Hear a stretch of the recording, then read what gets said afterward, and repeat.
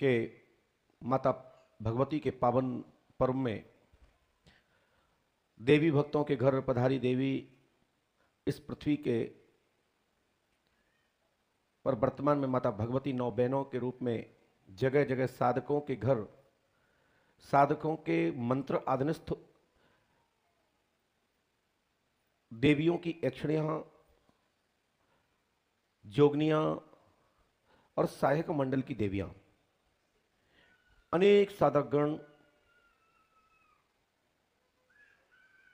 मंत्र जाप अनुष्ठान के माध्यम से देवी का जप करते हैं और माता भगवती से अनेक प्रकार के आशीर्वचन आशी प्राप्त साधकगण साधना करने के पश्चात जन कल्याण सेवा भावार्थ से आशीर्वचन लेते हैं, माता भगवती को मनाते हैं, थार गद्दी आदि चलाते हैं और जिनका इष्ट ही माता भगवती है उनके लिए विशेष पर्व है। वैसे तो ये भारत भूमि है, भारत भूमि में हमारी देवी देवताओं की आदि शक्ति भगवान भोले बाबा,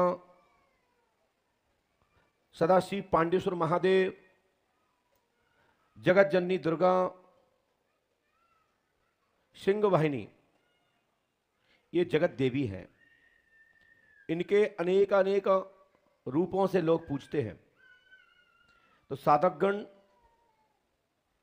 अनेक अनेक भाव से भगवती को मनाया, भगवती मनाने के लिए दीप जलाया, घट, खप्पर, जवारे और फल फूल के माध्यम से, आयुर्वेदिक औषधि के माध्यम से बलि देकर के माता भगवती को मनाते हैं। ऐसी अवस्था में उनको जोत जलाते हैं, हवन करते हैं, जगरात्रा करते हैं, तो माता भगवती की कृपा उन पर हो जाती है। आज हमसे जी न्यूज के माध्यम से एक इंटरव्यू चल रहा था लगभग 12:30 बजे दोपहर में। उसका टाइटल रखा गया था पाखंड का भंडाफोड़, पर्दाफाश। इस विषय पर ही वो टाइटल ऐसे ही आसपास मिलता जुलता था। उसमें हमको आग्रह निवेदन किया तो मैंने समय आप लोगों को निकाल करके उनको दे दिया, और वो भी देना जरूरी है क्योंकि चैनल पर तो अपनी बात पूर्णता रख नहीं पाते, क्योंकि वो उनका पूरा ग्रुप जुड़ा होता है। ग्रुप में फिर वो चांस देते हैं, और फिर मेरी वो आदत में नहीं है कि हम बीच में बोल के किसी का समय, किसी के वक्तव्य को काटें। सबको सुनना चाहिए, लेकिन जो जैसा सुनते हैं देखते हैं उसे लोग मान लेते हैं। मैं आपको बता दूं, ये न्यूज को जरूर काट काट के डालना। भारतवर्ष में इस प्रकार की लोग, भारत में रहते हुए लोग इस प्रकार की जब बात रखते हैं तो मुझे कष्ट जरूर होता है, आप सबको भी होता होगा, कि हमारे ही लोग सनातन की आलोचना करते हैं, पराशक्ति की आलोचना करते हैं, मंत्र शास्त्र पे, मंत्र विधा पर, देवी देवताओं के प्रति अविश्वास करते हैं। तो निश्चित है जो ईश्वरवादी लोग होते हैं उनको कष्ट होता है कि कैसे ये पागल लोग हैं जो देवी देवताओं पे आपत्ति कर रहे हैं, झाड़ फूक करने वालों पे आपत्ति कर रहे हैं। लेकिन मुझे इस प्रोग्राम से, वैसे अनेक ऐसे प्रोग्राम आ चुके हैं टेलीविजन के माध्यम से देखने को मिले हैं, मैं ऐसे चैनल वालों के लिए समर्थन में और सहयोग में यह कहता हूं, और इस प्रकार की जो आवाज उठाते हैं मैं उनके साथ में हूं, उनसे अलग नहीं हूं। यह बात सत्य है कि सनातन को, सनातन धर्म को जितना बाहर के अनेक अनेक संप्रदाय के लोगों से डर नहीं है, जितना डर सनातन धर्म में रहने वाले तथाकथित कालनेमी रूप धारण किए हुए और संतों को जो आवरण चोला पहन करके अपना उल्टा सुल्टा करने की चक्कर में लोगों को बेवकूफ बनाते हैं, ठगते हैं, आडंबर रचते हैं,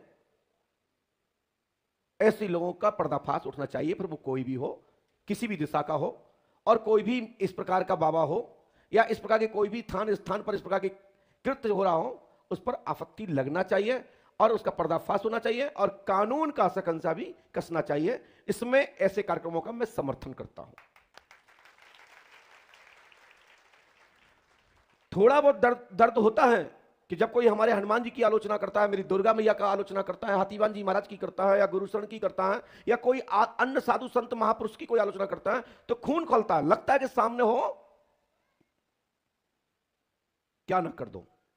मैं इतना कहकर के अपनी बात को आप तक पहुंचाया। नहीं, लोग कहेंगे पंडुका सरकार भड़का रहे हैं, लेकिन कभी कभी लगता है कि यह बात सही है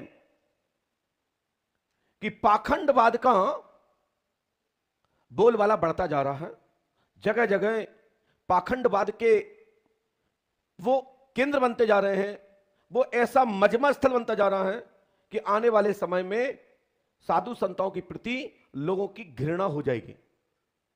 जो कि साधु संत का दर्शन करने मात्र से जीवन बदलता है, आचार्यों महापुरुषों के दर्शन करने, उनके प्रवचन सुनने मात्र से जीवन की दिशा बदल जाती है।